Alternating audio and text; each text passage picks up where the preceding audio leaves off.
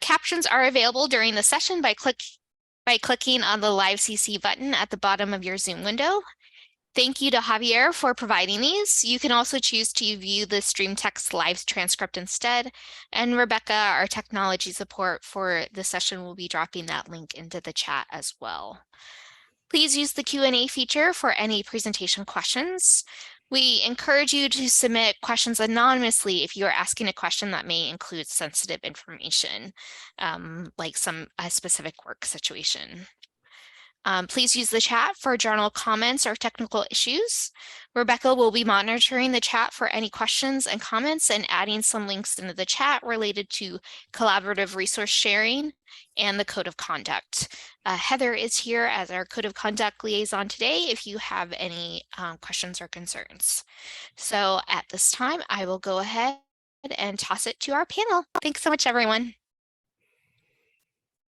Hi, everyone. Thank you so much for joining us. My name is Jennifer Leffler. I am the head of collections and discovery at the University of Northern Colorado, and I am joined by my colleagues, Brianne Markowski, the head of teaching and outreach, and Jen Mayer, our interim assistant dean.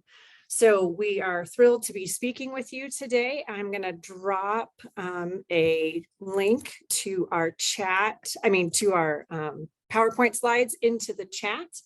We've also uploaded them both to Schedge and to the OSF instance. So hopefully anyone who wants to have those slides has access to them. So today's agenda, we're going to give you a little bit of background about our school and our process. Move into design thinking. We'll talk about our hybrid liaison model, then talk about our functional model, and then wrap up with transitions and reflections. So these headshots are representative of our liaison model task force members. All task force members volunteered to be a part of this group. The listed departments on this slide and the ranks are current, not necessarily reflective of what they were when we started this process. So Rachel Deneen, laser pointer, Rachel, Wendy Hybe, Jane Monson, and Stephanie Wigand represented several departments as non-managers. Jen Mayer, Brianne Markowski, and myself were representative of the managers on this group. Brianne took the lead and facilitated our group. And I would also like to share at this point that Stephanie made our slide deck accessible, as well as adding all of the graphics to make it much more visually pleasing. So a little bit about us. The University of Northern Colorado is a mid-sized state school located in Greeley, Colorado. We serve just under 10,000 students, approximately 7,000 undergraduate and 3,000 graduate students. Prior to the Liaison Librarian Task Force, librarians were assigned to specific academic departments, some due to their jobs, while others had liaisonship as a part of their suite of responsibilities. Liaison librarian duties included monograph collection development, providing teaching and research support, and two-way communication between the libraries and faculty in academic departments. This subject librarian liaison model was largely successful on our campus. It allowed many librarians to develop strong relationships with faculty in their assigned departments, and those relationships were then leveraged to connect with students through course-embedded information literacy instruction and one-on-one research help. However, there were challenges, including equitably distributing subject area assignments, and increasingly, librarians were feeling like they were being asked to do too much. These challenges with workload were magnified by reductions in library budget and staffing, following several years of declining undergraduate student enrollment. At the beginning of 2020, we had 18 full-time equivalent librarians. When we implemented the changes that we'll be discussing today in 2022, we had 14. As the number of librarians declined, we began to accept that we would need to do less with less. The process of re-envisioning liaison roles in our library took place among several other major changes, including changing priorities at the university level. We had a new campus strategic plan entitled Rowing, Not Drifting 2030, which emphasized students first and empowering inclusivity. We also welcomed a new dean of libraries who led the development of a 3-year strategic plan. The strategic plan priorities are what are up on the slide right now. So each of these priorities had several goals. One of the goals under priority 1, foster teaching and holistic programming to the campus and community, was to re-envision the liaison model. This was implemented by charging a task force to explore other models and recommend a structure that made sense for our current university structure. The Liaison Model Task Force began meeting in fall of 2021 with the goal of recommending a model by the end of that academic year so that we would be ready to implement changes in fall of 2022. So the university libraries at the University of Northern Colorado consists of 2 buildings, the James A. Michener Library, which is the main library on campus, and the Howard M. Skinner Library, which serves our music faculty and students. Another goal within our library strategic plan was a reorganization of personnel and departments. This reorganization brought the idea of university libraries working as a whole instead of the music library operating separately most of the time. Our music librarian left university libraries in February of 2022, so during our liaison model work.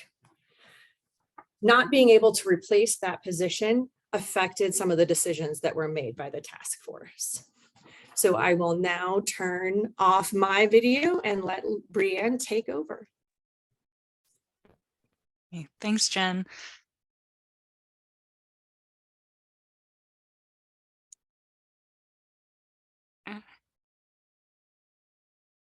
Perfect. So to help us work through the process of re-envisioning our liaison model, I was inspired by the Design Thinking for Libraries toolkit that was created by IDEO, the Chicago Public Library, and the Warehouse Public Libraries. So today I'm going to be talking about what this looked like for our group and how we followed the design thinking approach and mindset. And we've pulled them. But before we get into that, we would love to know how familiar you all are with design thinking. So we have a Zoom poll that should be popping up for all of you. And I'll just pause a minute so that folks can fill out.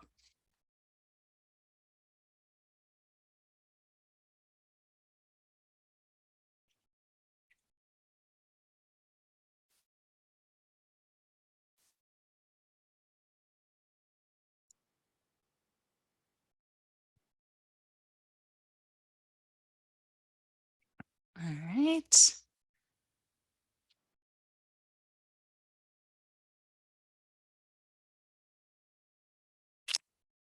All right, so it looks like we've got about half of the participants are somewhat familiar with it. I don't know if you all can see this, and some, and then about 20% somewhat very familiar, and about close to 30 are not at all familiar.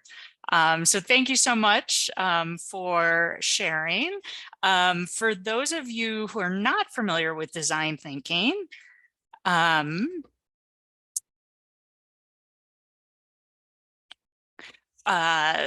I'm going to give you a little bit of an overview. So the design thinking for Libraries Toolkit describes design thinking as both an approach and a mindset that can help you solve everyday challenges at the library. So this approach has 3 phases: inspiration, ideation, and iteration. And I'll talk a little bit more in depth about all of those later. And then the mindset is described as freshly naive, meaning that we are trying to approach a challenge with fresh eyes and a willingness to learn something new about our libraries. The mindset is also creatively confident, so we try to embrace uncertainty, imperfection, and failure. And finally, the mindset aims to be optimistic. So it's believing that problems are opportunities in disguise and that working together, we can develop a better future for our libraries. So most examples of design thinking in libraries, including those in the toolkit, focus on programs and services where patrons are the users. So our challenge was a little bit different because we were looking at an organizational system challenge where the user group was the librarians, and what we needed was a service model that was sustainable given our existing constraints. But the toolkit promised that design thinking could be used to develop better systems too. So I pitched the idea to use design thinking as a guide for our work to the task force, and we agreed to give it a try. Perfect, Jen. So starting with the first phase of design thinking, inspiration. So this phase is about really listening and observing to gain an understanding of people's needs while remaining open to the unexpected. In this phase, you define the challenge and seek out new perspectives on that challenge. For us, defining the challenge meant talking about the why. We knew we had been tasked with re-envisioning the liaison model by our strategic plan, but what we didn't know what was the goal of that re-envisioned liaison model. So we started by reflecting on and sharing what we saw as the purpose of our current liaison librarian program. This was not something that had ever been formally stated or formally written down. So as you might expect, this exercise produced a varied list of goals and values that represented the diverse responsibilities and values of the liaison librarians on the task force.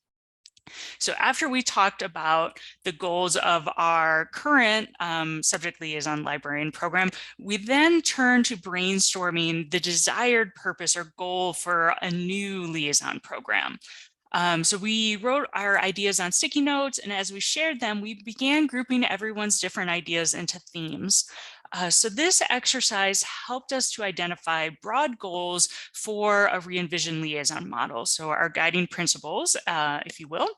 And we agreed that our guiding principles were to develop a model that was students first in support of our university strategic plan, that provided faculty support, and that created consistent communication between the libraries and campus.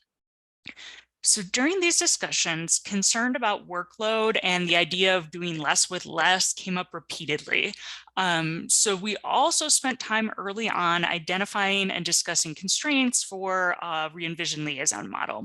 So for example, we needed to work within the budget constraints that limited the number of faculty librarian positions that we could fill. Related to that, we needed to create manageable workloads for all of the librarians. We had also recently undertaken a reorganization, as Jan Leffler referred to earlier. And this reorganization in our library created a new department structure with new reporting lines and new responsibilities for some. And we needed to work within this structure. So we did not have the authority to change this organizational structure. So after all of these discussions, we settled on and defined our design challenge, which we articulated as how might we change our liaisons and librarians' work to meet the broad goals we had identified within the organizational constraints. So from there, we began gathering input to find new perspectives and inspiration to address our challenge. So we started by reviewing the literature to see what we could learn from other libraries, because it was important to us to try to include all of the librarians in the process of developing the re-envisioned liaison model as much as possible. We shared a write-up of this literature review with everyone, and then organized discussions with the librarians at 3 of our regularly scheduled all liaison meetings to talk about what we had learned. During these meetings, topics included how other librarians approach liaison engage with students, and reach out to traditionally underserved groups. The task force used the discussions that these topics generated to gather initial perspectives from our colleagues and to generate ideas about what might work at our library. Another way we gathered perspectives was that we surveyed the library's faculty and staff to learn what liaison responsibilities and activities they viewed as most important. We also looked at some existing data sources, including feedback collected the previous year from faculty and students on campus related to the library's strategic plan. We looked at student enrollment trends on campus, and we also looked at some of the statistics from past years on library instruction and research consultations. The second phase of design thinking, ideation, is about making meaning from everything you've learned in the inspiration phase. So coming up with lots of ideas to address your challenge and then bringing those ideas to life. We used two activities from the toolkit to make meaning of what we were hearing from folks in the library. So the first activity from the toolkit called Identifying Patterns helped us to identify patterns in the information we'd gather and to condense everything into actionable themes. The second activity, Turning Themes into Insights, encouraged us to engage in interpretation to try to figure the reason or the why behind the themes we were seeing. So one insight we gained from this exercise was that though there was a desire for change, there was no clear agreement on a direction for that change. Excuse me. And this was true among the members of the Liaison Model Task Force too. So there was a consensus among us that we wanted to see a change, but not what direction that should go. So these were difficult conversations, and they highlighted a lot of tensions and contradictions between what folks thought the work of the librarian should be. So there were tensions between our librarians' passion for innovative work and not having enough time. There were tensions between autonomy for faculty librarians and consistency for users. There was also a lot of strong emotions in the perspectives we've gathered. So anger, fear, frustration, grief. We could see quite clearly that our librarians valued the relationships they have with students and faculty on campus, but might not trust others to take care of their people. After taking stock of what we had learned, we did a lot of brainstorming and came up with a lot of ideas. And through though the conversations continued to be difficult, task force meetings were generally collaborative and collegial. A few things that I found helpful as the facilitator that I took from the design thinking toolkit were the idea of developing how might we questions for the brainstorming sessions.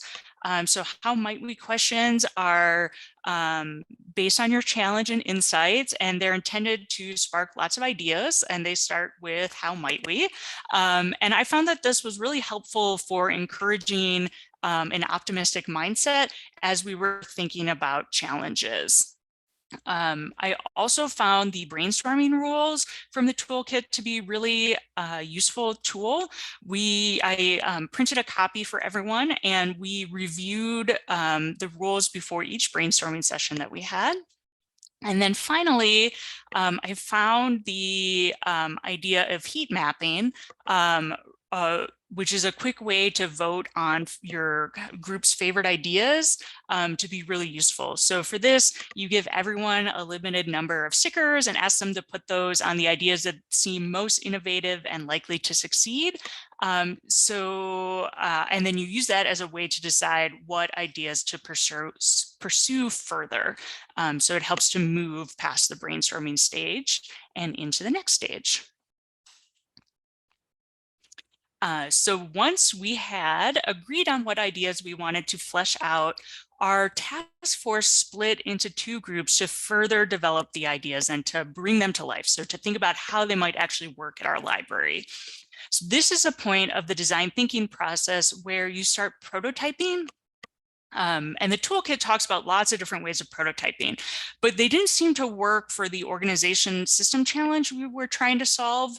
So we ended up drawing on process mapping to visualize the work and who was responsible for it. So we use kind of a simplified high-level process map for providing liaison services to the university community to prototype. And it ended up looking a little bit like this. So this was the prototype that one of the groups came up with for a functional team model. And in this model, all the librarians were on one of 4 functional teams that were independent from their department within the organization. So this was intended to encourage cross-pollination between departments. And the functional teams were envisioned as having subject specialists on one team, information literacy, collection and access, and finally scholarly communication. So this prototype also imagined 2 new committees, one for outreach and programming and another for communication. The other group's prototype was for a hybrid functional subject specialist liaison model. So in this model, there were liaisons to the colleges rather than the departments who would primarily be responsible for communication between the college and the library and referrals to the functional departments. One last thing that I want to say about prototyping is that the goal with prototyping isn't to develop a perfect solution, but to be able to put something out there for people to experience and react to. So that brings us to the third phase of design thinking, iteration, which is about evolving your ideas based on user feedback and being open to feedback leading you in unanticipated directions. So the first group of users we gathered feedback from was the other half of the task force. So both small groups presented their prototype model to get initial feedback. And then based on this feedback, we refined and combined the 2 models into one liaison model prototype. And I will say that this was unexpected. We had been planning to bring both prototypes forward to the wider libraries as options for feedback. But when we met and we kind of talked about it, we came to an agreement that combining the models was the best path forward. So after we had our combined liaison model prototype, we then organized a feedback session for all the libraries, faculty, and staff. So we prepared a document that described the prototype liaison model, shared it ahead of the feedback session, and then invited folks to come. So at the start of these sessions, we set the stage by talking about our process and what we had learned. And then we split the attendees into 2 groups with a facilitator and a note taker. And we used tips from the toolkit to facilitate good feedback so that we can gather some feedback from our colleagues. So we asked about what excited you about the prototype models, what you might change, what you improve, and things that folks didn't like. So after the feedback sessions, our task force got together to talk about the feedback. So we use an activity from the toolkit about synthesizing feedback to kind of condense what was positively received, what concerns came up, and to incorporate that feedback to refine the model. So our task force then put together a final recommendation with a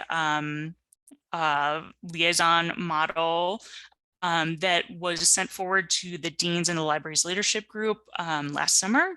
And that was approved, and we began implementation in the fall of 2022. So just under a year ago. I am now going to turn it over to Jen Leffler to talk about the liaison model we decided on. But before we do that, we have another quick poll for you. So we would love to know, what service model does your library currently use? And hope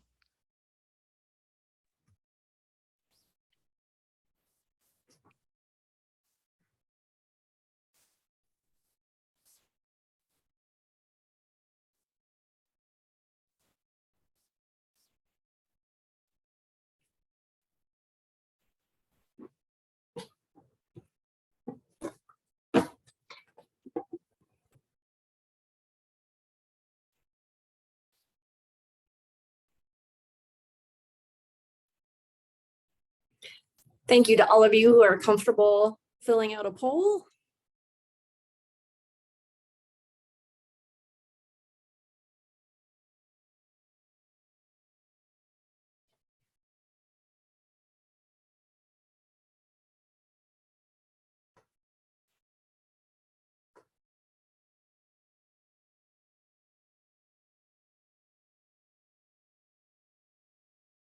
Wait just a little bit longer for results to pop up.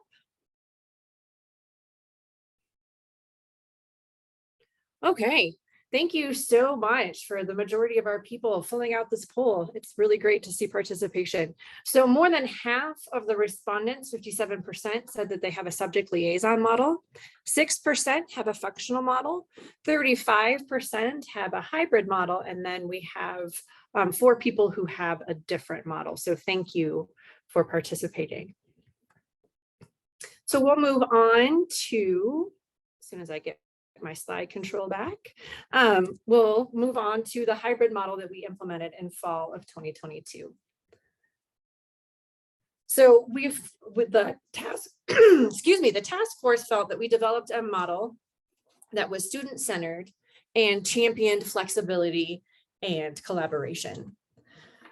From the feedback that we received, we specified full-time university libraries faculty in our model, as we have a faculty position that was not full-time, and this clarified who was involved. The word liaison was only used for those duties assigned through the reorganization. The task force and the University Libraries Leadership Group created a schedule for assessment and feedback for this model as it was rolled out. I will talk about each section of this graphic separately in the next slides.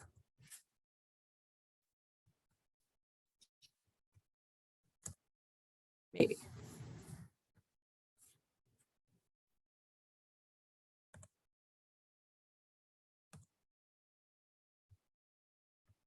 There we go.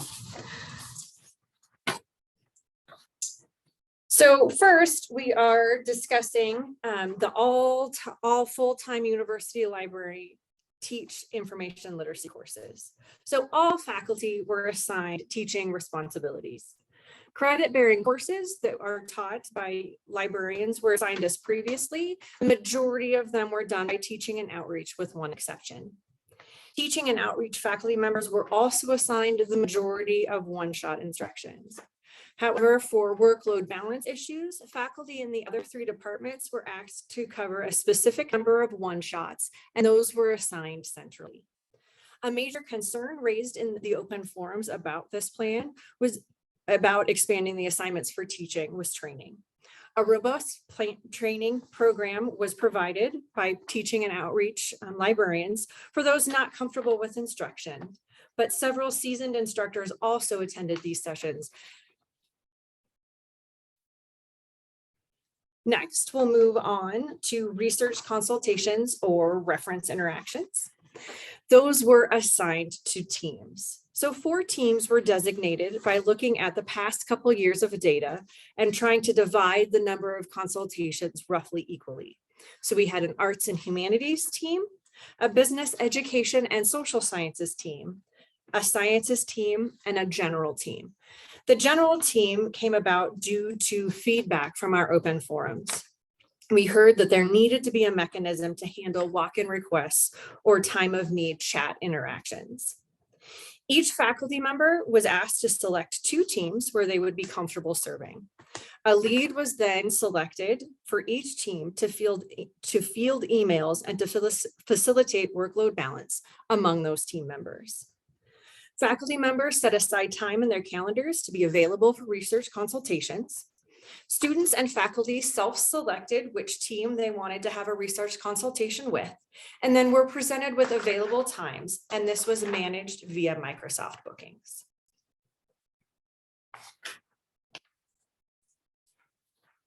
So next, communication. In the reorganization, individual faculty members were assigned to communicate with colleges and specific offices. For example, our TRIO program and the Office of Research and Sponsored Programs. So those are the only people that were in this bar here, the liaisons. And so what was said what was sent and on what schedule was designated. This was a huge shift from liaisons being assigned to individual departments and setting their own communication agendas, mechanisms, and schedules. If the college or office liaison received a request from campus faculty or from a student, they were asked to refer it to the appropriate team or department responsible for that work. So for example, if a faculty member responded to a liaison email and requested an instruction session, they were sent the link to the request instruction form. So some of the duties previously assigned to individual liaisons moved to the department level, and this emphasized the functional expertise of members of our departments. So archives and special collections retained more of a separate status. Teaching and outreach developed the shared lessons and plans and materials, especially for those one-shots taught by less seasoned instructors. Scholarly communication creates learning objects related to subject specialists, related to scholarly communication subjects, such as copyright and OER.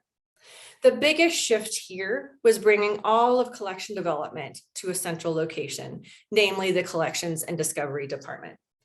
Previously, monograph funds were dispersed by department and spent by individual liaisons.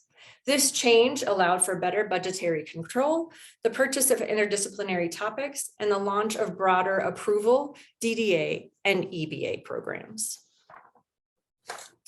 And finally, we added this outreach programming committee. People outside of the teaching and outreach department had interest, capacity, and representation for outreach to different groups. Therefore, a committee outside of departments was created to allow this committee to focus on student-centered library events, programming, and outreach to our cultural centers and other offices. So throughout this process, we emphasized that university libraries would be doing less with less. So what was it that we stopped doing? Giving up individualized outreach was and is very difficult for some of us. There were lots of questions and concern about what was allowed, or if people could answer unsolicited requests for help. Book display creation was moved to another department. Centralizing collection development freed up time for many of our faculty members' schedules. And while not directly related to liaison work, each manager worked with faculty members in their departments to reduce the amount of university service required of each faculty member. So for our last section of our presentation, I'm going to turn it over to Jen Mayer.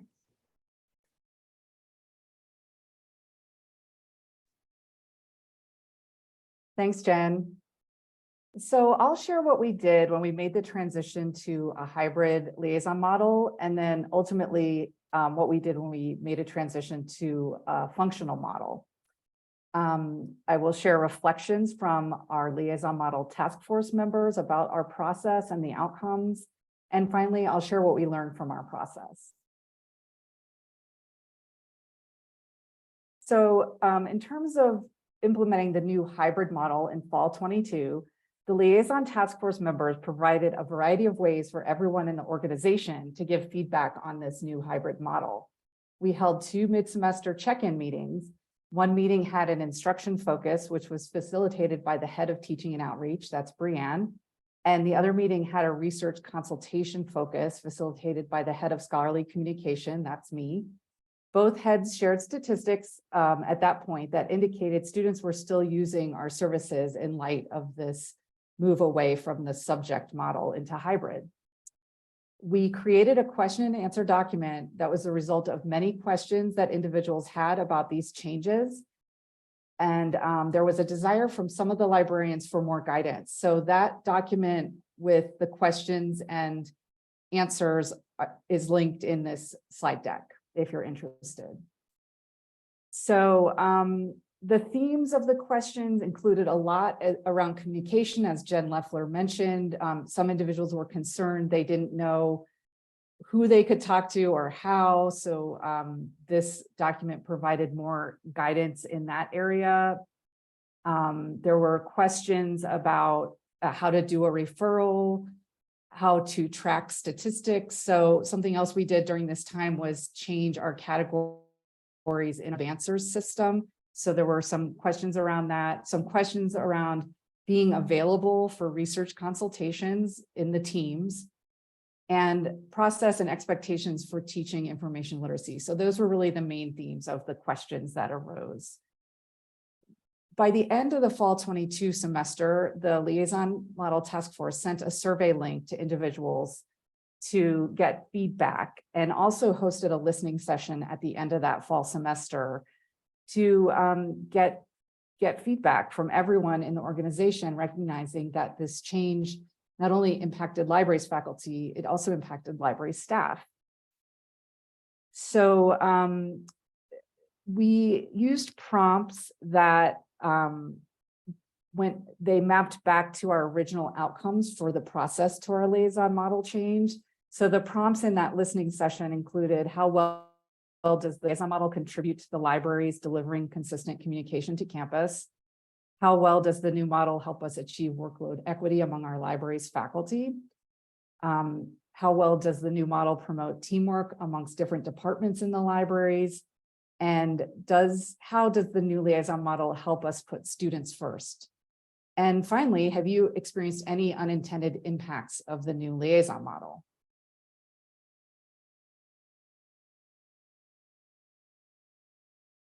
So based on that feedback, we made some minor changes for spring 23.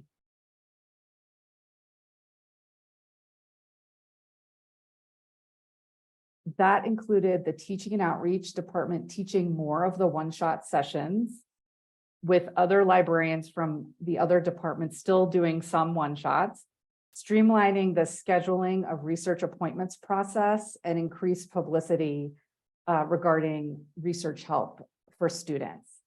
After these small changes were implemented for spring 23, the head of teaching and outreach and the head of scholarly communication met more than once to further distill the feedback received in those meetings, listening sessions, and survey from the fall 22 semester. The feedback continued to be extremely varied and at times in polar opposition regarding those prompts. So those two department heads, that was Brianne and I, wrote a recommendation for this academic year 23-24 regarding the liaison model, shared it with the library's leadership group, who then discussed our recommendation. That recommendation was to move from a hybrid to a functional model, and was sent organization-wide in March 23. It was presented at our March all hands meeting, which is a monthly meeting we have with the entire organization to share information. And the recommendation and this ultimate decision to move to a functional model was really based on the feedback we received and address several concerns that were raised. We feel it is students first in that it streamlines services, it provides for expertise within departmental areas of specialty, and if one person leaves, there is not a gap in service. Here's how we define functional model. So this was based on our own needs and our task force's in-depth literature review that Brianne mentioned at the beginning of our presentation today. We discontinued the disciplinary research consult teams. Teaching and outreach now does even more of the one-shot instruction, with some first-year one-shot instruction by scholarly communication librarians. Other departments are now not doing the one-shot instruction. We're discontinuing the liaison role and terminology. And for research consultations, we're really like free agents now. We will provide subject-specific resources training for those library staff and faculty interested this summer, because there was a real appetite for that. This slide shows some of the benefits of a functional model that resonated with our task force. The authors are listed on the left-hand side with the corresponding numbers in parens in the text. So for example, authors 3, 4, and 5 all wrote how a functional model facilitates the building of focused expertise. Consistency of service and workload equity were two of our initial goals with reimagining the liaison model, and those both rose up from the literature review as well.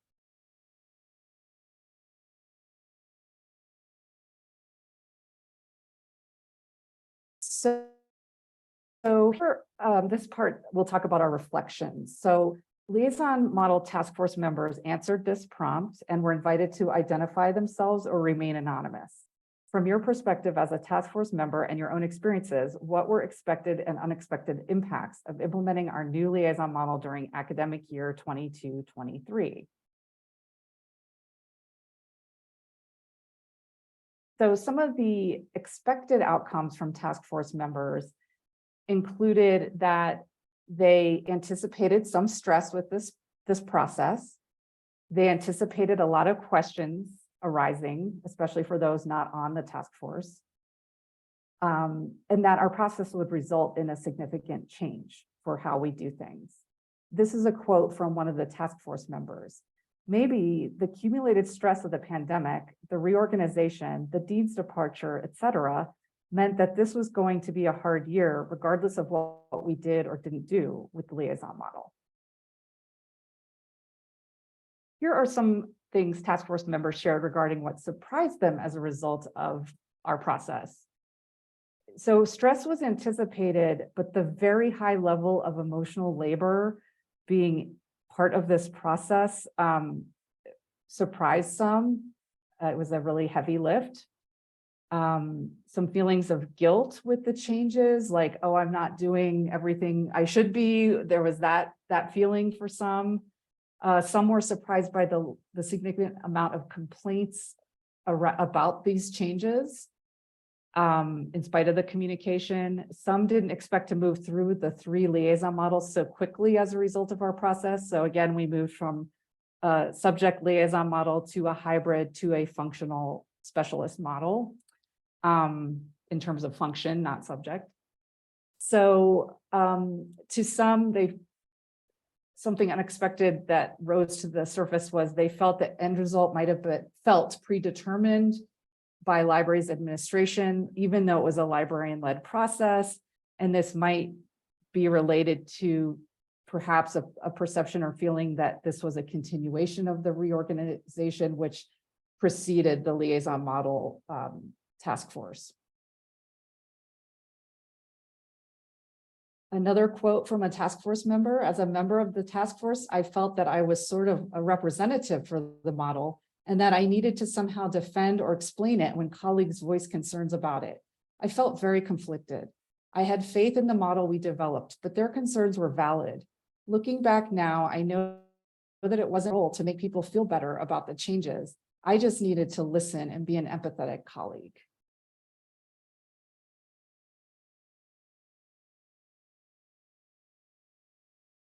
So lessons learned. The task force's original goals with the liaison model strategic plan objective to reimagine our liaison model were to put students first, provide faculty support, and create consistent communication to our campus with our declining personnel numbers. We also wanted to improve workload equity, and we wanted it to be as inclusive of a process as possible.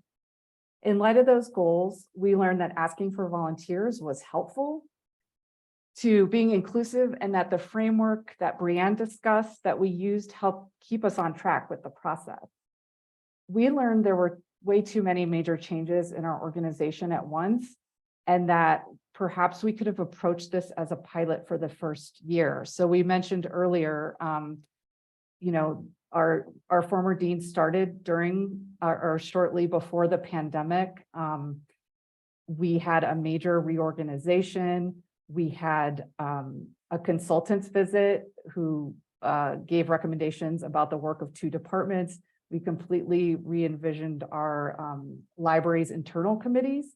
And then with the liaison model, there was just a lot going on.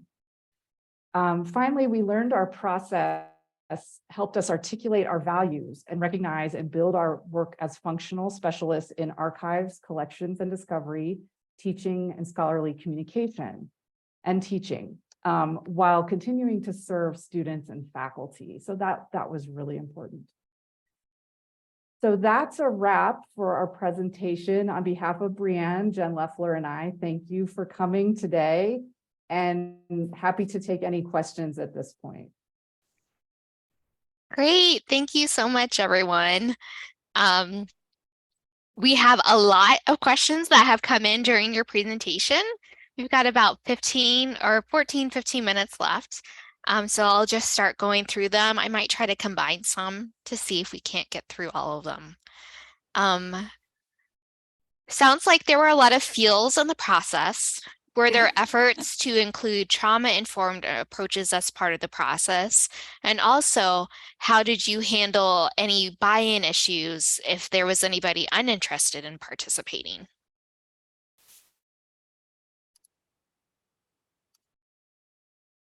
We did not have any trauma-informed processes as a part of our reorganization or the liaison model task force.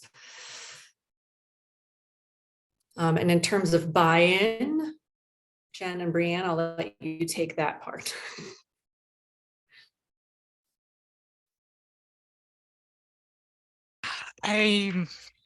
I think buy-in has and continues to be a bit of a struggle. And I think that is, you know, we've been trying to solicit feedback as much as we could, and to take people's suggestions and concerns, and to try to be upfront with people that things might change, and that we will be changing as we go along. And so that's how we've been trying to build buy-in. I don't know if you have anything to add to that, Jen. Yeah, I think that's right. I mean, I think we've always said we're open to adjustments as we go, and we've done that. As we made some small adjustments for last spring, and then we made some bigger adjustments for this fall. But I think we've always tried to be clear that this will continue to evolve, and we'll see how things go. And I think that helped. My feeling was there was a lot of engagement during our process, and it's true, there were a lot of feelings, and yet that I think there's a lot of honest engagement, which was really important. And that, I think, honestly, that helped us move forward too. People being direct about their feelings. Yeah. And I think kind of building off of that, when moving to the functional model, were there any territorial behaviors that emerged? And if so, how has that been handled? Yes, I think something that came up repeatedly is that, especially for those of us that have been a part of the organization for a really long time, if you've been assigned a department for 5, 10, 15 years, you really start to see them as your faculty and your students. And we had a lot of discussions about, well, yes, I trust my colleagues. I know that they were hired and that they do good work, but these are my people, and I am the one that can help them the most. And so there was a lot of work there, working with people that they're all our departments, and all of the students should feel welcome in the libraries. And that we do all have, while some of us have very specialized skill sets, a part of a welcoming nature for the libraries is if a student presents themselves and says, I need help in this area, instead of passing them off, how can you be welcome and inclusive and help them? So we did a lot of work there. Jen, can you speak a little bit more to that? Because another question came in about, so much of liaisonship is actually about the work of relationship building and only somewhat about actual subject expertise. What, if any, guidance or conversation did former liaisons have about maintaining, shifting, or starting over their relational work with users? So one of the, so we have been, I definitely agree, and we have been having these conversations in the libraries throughout the year, and it's definitely been challenging. One thing that we have been trying to emphasize with folks is that we're not asking you to give up your individual relationships with people on campus, that if you know someone, that's great, and that we want to encourage you to build relationships with anyone on campus, not necessarily just the folks in your department or what were your departments.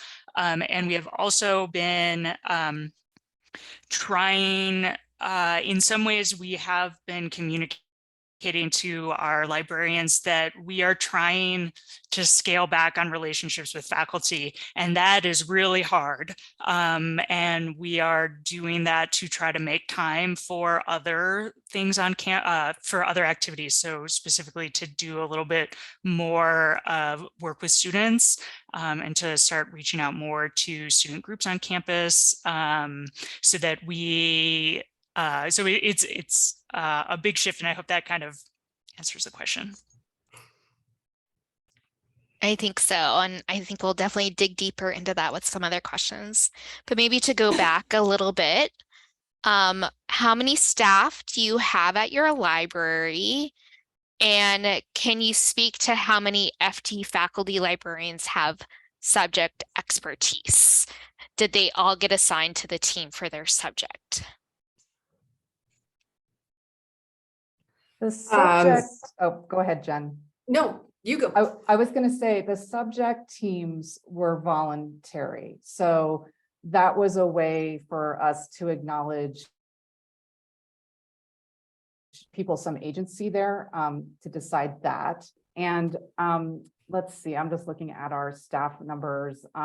As we mentioned in our presentation, we went down from 22 to 14 library faculty.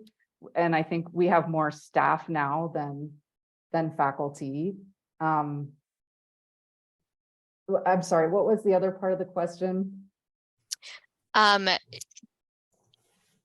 you speak to how many full-time faculty librarians have subject expertise? And did they all, since it was voluntary, did they choose to go with the teams that were related to their subject? Sometimes, but not always.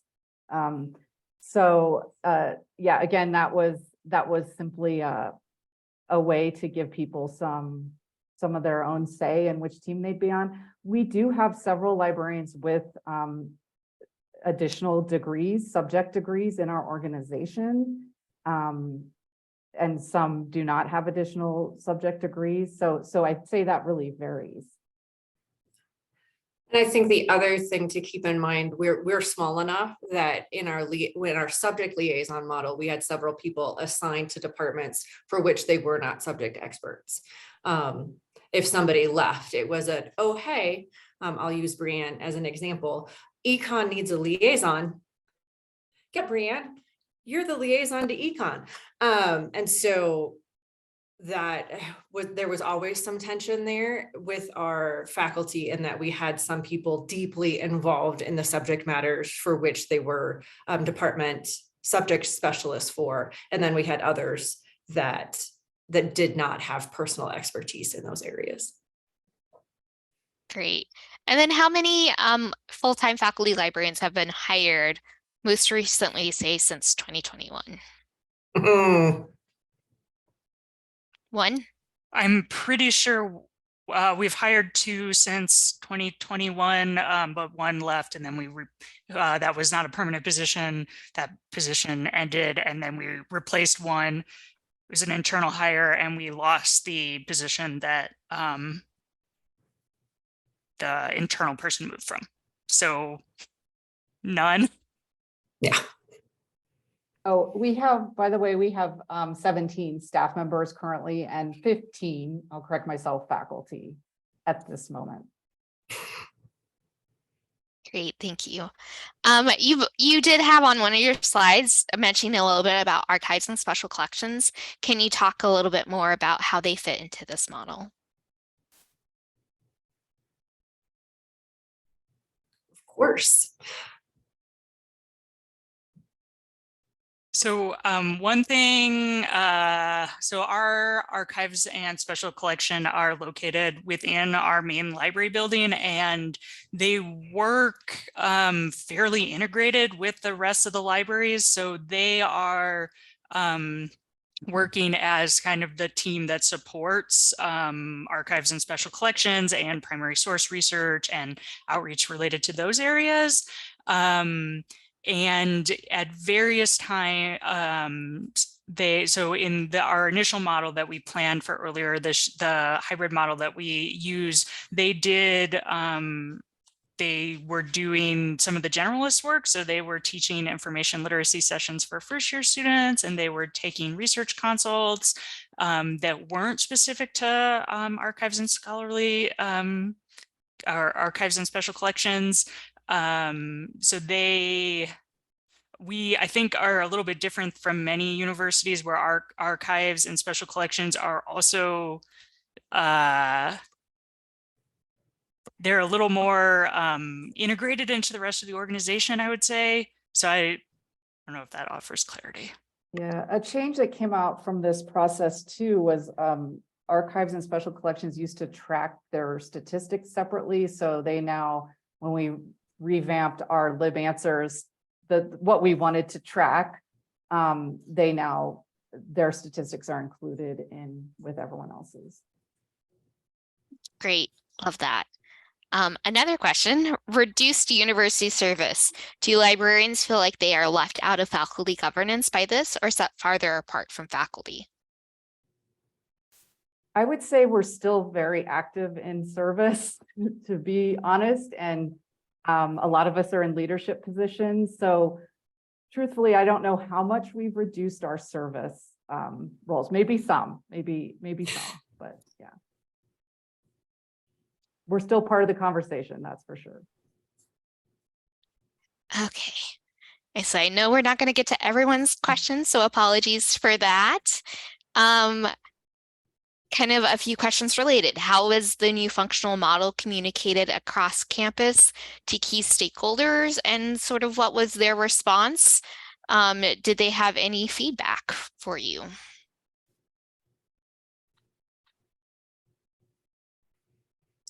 So we have a faculty newsletter that was started last year as a part of this process. And so we are using that to share with campus our changes. We also have an email newsletter. As with all email newsletters, how much people read that remains to be seen, but we're sharing that. And then we do also, you know, our all campuses have their high touch people that they have. So we've reached out specifically to some people to share with them what's happening. And again, the relationships that we already have, some of us have shared with faculty colleagues through committee work or those kinds of things. So Jen, Brianne.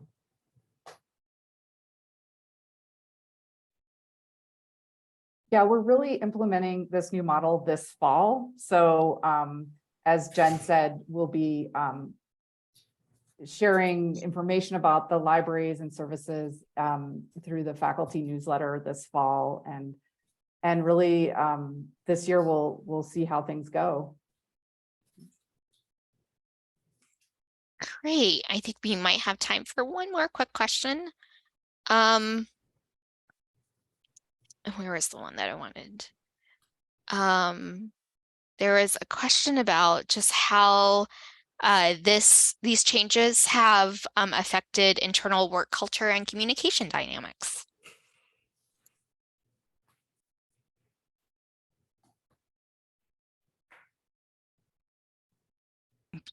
I think they continue to, it all continues to evolve and to change. I think some of the internal communication that is going better is that we're trying to do, having things more in the departments is allowing for kind of clear communication and goal setting and work that's coordinated in the departments, which I think has been helpful. And we have been keeping one thing that folks were really worried about was with the collection development work all going to one department, that we would kind of lose the connection there. So Jen Leffler has been continuing to hold collections meetings to kind of update everyone on what is going on with the collections and to solicit input. So that's one thing that I think has been going well. There was one more point that I want to make, but I can't remember what it was, so I will stop. All right. Well, unfortunately, we are completely out of time.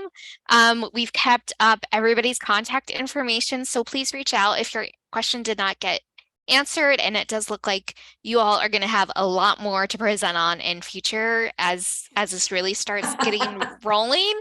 I think everybody's really interested in this because it definitely, for my own institution, we are struggling with the workload of our subject librarians as well. So don't forget, please fill out the session evaluation. You can find that in Sched. And thank you so much to Jen, and Brianne for your presentation today. And see you all in 15 minutes at the closing session. Thank you, everyone. Happy Friday. Thank you. Bye-bye.